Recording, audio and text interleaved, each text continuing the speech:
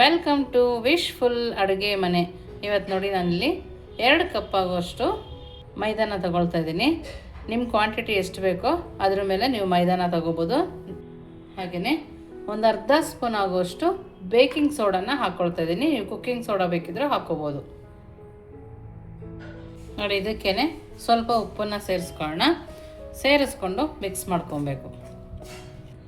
ನೋಡಿ, ಈ ಥರ ಚೆನ್ನಾಗಿ ಮಿಕ್ಸ್ ಆದ ನಂತರ ನೋಡಿ, ಇವಾಗ ಒಂದು ಅರ್ಧ ಬೌಲ್ ಆಗುವಷ್ಟು ತುಪ್ಪನ ಹಾಕ್ಕೊಳ್ತಾ ಇದ್ದೀನಿ.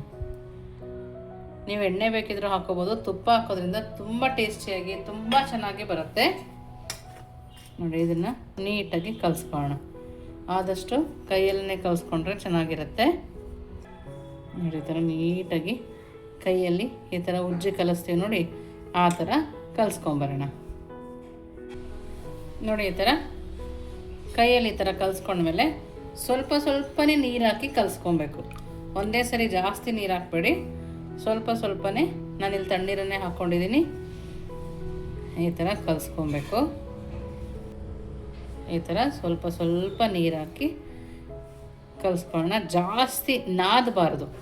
ನಾವೀಗ ಚಪಾತಿ ಎಲ್ಲ ಗಟ್ಟಿಗೆ ನಾದ್ಕೊತೀವಲ್ಲ, ಆ ಥರ ನಾದಬಾರ್ದು. ಲೈಟ್ ಕೈಯಿಂದನೇ ಹಗುರವಾಗಿ ಮಾಡ್ಕೊಬೇಕು. ಈ ಥರ ಲೂಸಾಗಿ ಇದೇ ಥರ ಕಲಿಸ್ಕೊಬೇಕು.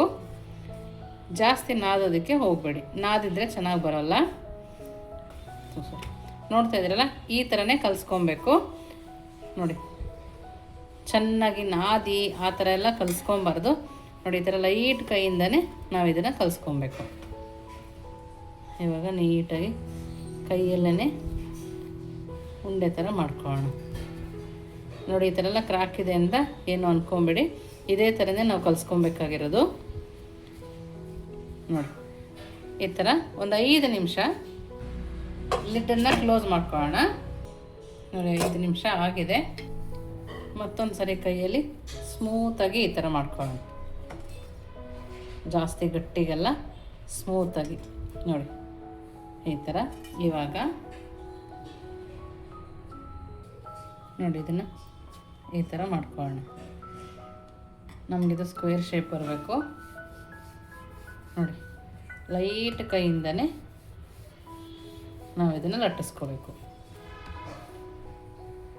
ಜಾಸ್ತಿ ಭಾರ ಬಿಟ್ಟು ಲಟ್ಟಿಸ್ಬೇಡಿ, ನಿಧಾನಕ್ಕೇ ಇದನ್ನು ಲಟ್ಟಿಸ್ಕೊಳ್ಳೋಣ.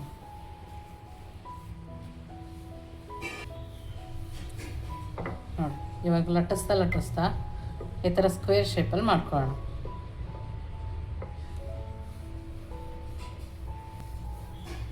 ನೋಡಿ, ಇವಾಗ ಇದನ್ನು ನೋಡಿ 4 ಭಾಗವಾಗಿ ಮಾಡ್ಕೋಬೇಕು. ನೋಡಿ, ಕರೆಕ್ಟಾಗಿ 4 ಭಾಗ ಮಾಡಿಕೊಂಡು ಇವಾಗ ಇದನ್ನು ಇದ್ರ ಮೇಲೆ ಹಾಕೋಣ. ನೋಡಿ, ಎಲ್ಲದನ್ನು ಈ ಥರ ಹಾಕೋಣ. ಇವಾಗ ನೋಡಿ, ಈ ಥರ ಮಾಡಿಕೊಂಡು ಇವಾಗ ಇದನ್ನು ಕೂಡ ಆದಷ್ಟು ಸ್ಕ್ವೇರಾಗಿ ಮಾಡ್ಕೋಬೇಕು.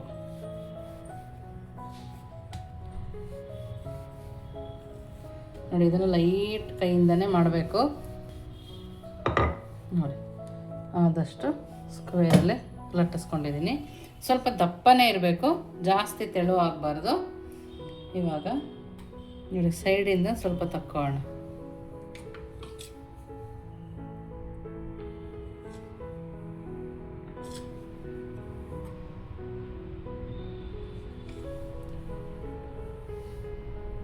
ನೋಡಿ, ಈ ಥರ ಸೈಡಿಂದ ಸ್ವಲ್ಪ ತಕ್ಕೊಂಡಿದ್ದೀವಲ್ಲ, ಇವಾಗ ಒಂದೇ ಶೇಪಲ್ಲಿ ಕಟ್ ಮಾಡ್ಕೊಳ್ಳೋಣ. ಎಲ್ಲವೂ ಒಂದೇ ಸೈಜಲ್ಲಿ ಬರೋ ಥರ ಕಟ್ ಮಾಡ್ಕೊಳ್ತೀನಿ.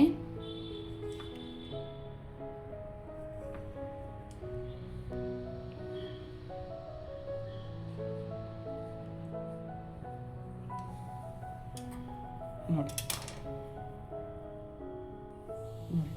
ಇದನ್ನು ಶೇಪಿಗೆ ತಗೊಳ್ಳೋದು. ನೋಡಿ, ಎಲ್ಲದನ್ನು ಇದೇ ಥರ ತಕ್ಕೋಬೇಕು. ನಾವಿಲ್ಲಿ ಎಣ್ಣೆನ ಕಾಯಕ್ಕಿಟ್ಟಿರೋದು. ಎಣ್ಣೆ ಮೀಡಿಯಮ್ ಫ್ಲೇಮಲ್ಲಿ ಇಟ್ಕೊಂಡು ಸ್ವಲ್ಪನೇ ಕಾಯಿಸ್ಕೊಬೇಕು. ಎಣ್ಣೆ ಜಾಸ್ತಿ ಕಾದಿರಬಾರ್ದು ನಮಗೆ. ನೋಡಿ, ಮೀಡಿಯಮಾಗಿ ಕಾದ್ಮೇಲೆ ಅದರೊಳಗಡೆ ಹಾಕ್ಕೊಳ್ತಾ ಇದ್ದೀನಿ. ನೋಡಿ, ಇದರಲ್ಲೇ ಲೇಯರ್ ಎಷ್ಟು ಚೆನ್ನಾಗಿ ಕಾಣಿಸ್ತಾ ಇದೆ. ಎಲ್ಲದನ್ನು ಇದರಲ್ಲೇ ಹಾಕೋಬೋದು. ನಾವು ಇದನ್ನು ಲೋ ಫ್ಲೇಮಲ್ಲೇ ಬೇಯಿಸ್ಕೊಬೇಕು, ಹೈ ಫ್ಲೇಮಲ್ಲಿ ಇಟ್ಕೊಬಾರ್ದು. ಲೋ ಫ್ಲೇಮಲ್ಲಿ ನಿಧಾನಕ್ಕೆ ಇದನ್ನು ಬೇಯಿಸ್ಕೊಳ್ಳೋಣ. ನೀವಿನ್ನೂ ನಮ್ಮ ವಾಟ್ಸಪ್ ಗ್ರೂಪಿಗೆ ಜಾಯಿನ್ ಆಗಿಲ್ಲ ಅಂದರೆ ವಿಶ್ಫುಲ್ ವಾಟ್ಸಪ್ ಗ್ರೂಪ್ಗೆ ಜಾಯಿನ್ ಆಗೋದನ್ನು ಮರಿಬೇಡಿ. ನೋಡಿ ಸ್ವಲ್ಪ ಈ ಥರ ಕಲರ್ ಬರುತ್ತೆ, ಆವಾಗ ಇದನ್ನು ತಿರುಗಿಸ್ಕೊಳ್ಳೋಣ. ನೋಡಿ ನಿಧಾನಕ್ಕೆ ಮಾಡ್ಕೊಬೇಕು, ಪಟ ಪಟ ಮಾಡಿದ್ರೆ ಮುರಿದೋಗೋ ಚಾನ್ಸಸ್ ಇರುತ್ತೆ. ನೋಡಿ ಒಂದೊಂದನ್ನೇ ಮಾಡ್ಕೊಳ್ಳೋಣ ನಿಧಾನಕ್ಕೆ.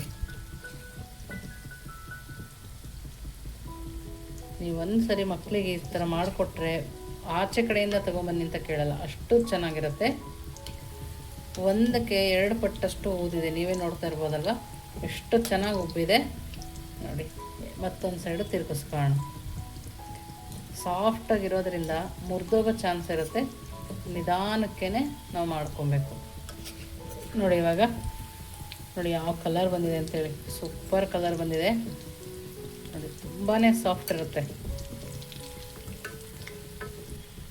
ಇದು ಇನ್ನೂ ಸ್ವಲ್ಪ ಬೇಯಬೇಕು. ಇದು ಬೇಯೋ ಅಷ್ಟರೊಳಗೆ ನೋಡಿ ಇವಾಗ ಒಂದು ಪ್ಯಾನ್ ತಗೊಂಡು 3/4 ಕಪ್ ಆಗುವಷ್ಟು ನೀರನ್ನು ಹಾಕ್ಕೊಳ್ತಾ ಇದ್ದೀನಿ. ನೋಡಿ 3/4 ಕಪ್ ಆಗುವಷ್ಟು ನೀರು ಹಾಕಿದ್ದೀನಲ್ಲ, ಇವಾಗ 1.5 ಕಪ್ ಆಗುವಷ್ಟು ಸಕ್ಕರೆನ ಹಾಕ್ಕೊಳ್ತಾ ಇದ್ದೀನಿ. ನೋಡಿ 1.5 ಕಪ್ ಸಾಕಾಗತ್ತೆ. ನೀಟಾಗಿ ಕೈ ಆಡಿಸ್ತಾ ಸಕ್ಕರೆನ ಕರಗಿಸ್ಕೊಳ್ಳೋಣ. ನೋಡಿ ಈ ಥರ ಚೆನ್ನಾಗಿ ಸಕ್ಕರೆ ಕರಗಬೇಕು. ಇವಾಗ 2 ಏಲಕ್ಕಿನ ಹಾಕೋಣ, ಹಾಗೆಯೇ ಸ್ವಲ್ಪ ಕೇಸರಿನ ಹಾಕೋಣ. ಅಷ್ಟನ್ನು ಹಾಕಿ ಮೀಡಿಯಮ್ ಫ್ಲೇಮಲ್ಲಿ ಇಟ್ಟು ಫ್ರೈ ಹಾಕ್ಸ್ಕೊಳ್ಳೋಣ. ನಮಗೆ ಗಟ್ಟಿ ಪಾಕ ಬರಬೇಕು ಅಂತ ಏನಿಲ್ಲ. ನೋಡಿ ಈ ಥರ ಒಂದು ಸರಿ ಕೈ ಆಡಿಸ್ಕೊಳ್ಳೋಣ. ಕೈ ಆಡಿಸ್ಕೊಂಡು ಒಂದೆಳೆ ಪಾಕ ನೋಡಿ ಈ ಥರ ಒಂದು ಲೈನ್ ಬಂದರೆ ಸಾಕಾಗತ್ತೆ ನಮಗೆ. ಈ ಥರ ಒಂದು ಲೈನ್ ಬಂದಮೇಲೆ ನಾವು ಇದನ್ನು ಆಫ್ ಮಾಡ್ಕೊಳ್ಳೋಣ. ನೋಡಿ ಇವಾಗ ಇದನ್ನು ಆಫ್ ಮಾಡಿ ಒಂದು ಅರ್ಧ ನಿಂಬೆಹಣ್ಣು ಹಿಂಡ್ಕೋಬೇಕು. ನಮಗೆ ಸಕ್ಕರೆ ಗಟ್ಟಿ ಆಗದೇನೆ ಹಾಗೆ ಉಳ್ಕೊಳ್ಳುತ್ತೆ ಅಂತೇಳಿ ನೋಡಿ ಈ ಥರ ಒಂದು ಸರಿ ಕೈ ಆಡಿಸ್ಕೊಳ್ಳೋಣ. ಇಲ್ಲಿ ಒಂದು ಕಡೆ ಸಕ್ಕರೆ ಪಕ್ಕದಲ್ಲಿ ಕಾಯಕ್ಕೆ ಇಟ್ಕೊಳ್ಳೋ ಅಷ್ಟರೊಳಗೆ ಇದು ಕೂಡ ಆಗಿದೆ ನೋಡಿ, ಎಷ್ಟು ಚೆನ್ನಾಗಿ ಕಾಣಿಸ್ತದೆ ನೋಡಿ. ಇವಾಗ ಇದನ್ನು ತಕ್ಕೊಳ್ಳೋಣ.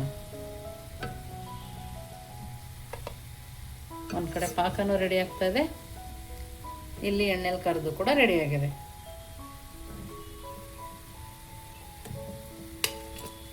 ನೋಡಿ ಎಲ್ಲದನ್ನು ತಕ್ಕೊಂಡಾಗಿದೆ. ನೋಡಿ ಇವಾಗ ಪಾಕ ಬಿಸಿ ಇರುವಾಗಲೇ ನಾವು ಮಾಡಿರೋವಂಥದ್ದನ್ನು ಇಟ್ಕೋಬೇಕು. ತುಂಬ ಸ್ವೀಟಾಗಿ ತುಂಬ ಸಕ್ಕತ್ತಾಗಿರುತ್ತೆ. ಈ ಥರ ಎಲ್ಲದನ್ನು ಇಟ್ಕೊಳ್ಳೋಣ, ಏಕೆಂದರೆ ಎಲ್ಲದಕ್ಕೂ ಪಾಕ ಹತ್ತಬೇಕಲ್ಲ.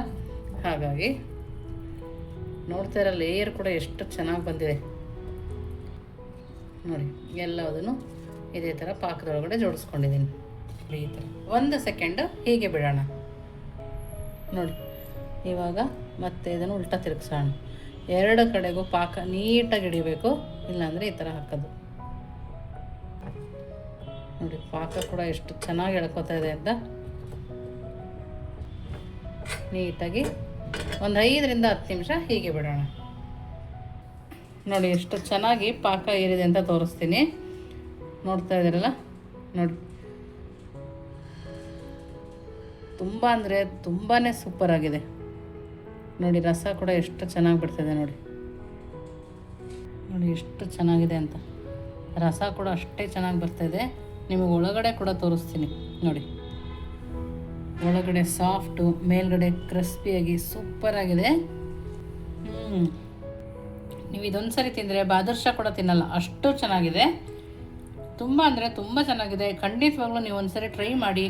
ಹೇಗಿತ್ತು ಅಂತ ವಿಶ್ಫುಲ್ ಅಡುಗೆ ಮನೆಗೆ ಕಮೆಂಟ್ ಮೂಲಕ ತಿಳಿಸೋದನ್ನು ಮರಿಬೇಡಿ. ನೀವಿನ್ನು ನಮ್ಮ ಚಾನಲ್ ಲೈಕ್ ಮಾಡಿದರೆ ಲೈಕ್ ಮಾಡಿ, ಶೇರ್ ಮಾಡಿ, ಸಬ್ಸ್ಕ್ರೈಬ್ ಮಾಡಿ. ವಿಶ್ಫುಲ್ ಅಡುಗೆ ಮನೆಗೆ ಥ್ಯಾಂಕ್ ಯು.